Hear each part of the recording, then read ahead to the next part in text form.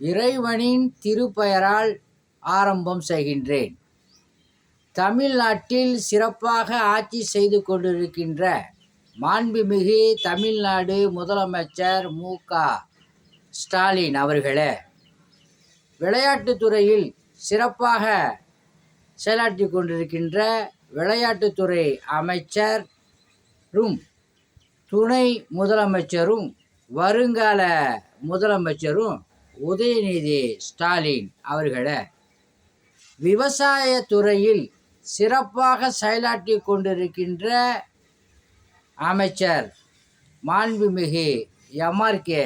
அவர்களே, மாவட்ட மக்கள் மனதில் இடம்பெற்ற மாவட்ட பொருளாளர் கதிரவன் அவர்களே, லால்பேட்டையில் சிறப்பாக செயலாற்றி கொண்டிருக்கின்ற திமுக நகர செயலாளர் அன்வர் சாதாத் அவர்களே, கடலூர் மாவட்டத்தில் சிறப்பாக மாவட்ட ஆட்சித்தலைவர் பணியை சிறப்பாக செயலாற்றி கொண்டிருக்கின்ற மாவட்ட ஆட்சித்தலைவர் அவர்களுக்கும், காட்டுமன்னார்குடியில் தாசில்தார் சிறப்பாக செயலாற்றி கொண்டிருக்கின்ற தாசில்தார் அவர்களுக்கும் அஸ்ஸலாமு அலைக்கும் வரஹமத்துல்லாஹி வபரகாத்துஹு. முதலமைச்சர் அவர்களே, உங்களுக்கு ஒரு அன்பான கோரிக்கை. தென்னார்காடு மாவட்டம் லால்பேட்டை கொல்லிமலை கீழ்ப்பாதி சாவடி தெருவு 30 வருடங்களாக அந்த இடத்துல ரோடு போடல.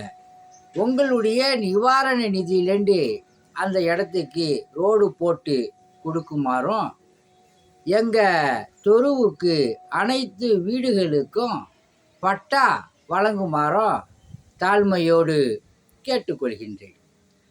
கொல்லிமலை கீழ்ப்பாதி நியாய விலை கடையில் திராசை உள்ளார வச்சு தான் நிற்கிறாங்க.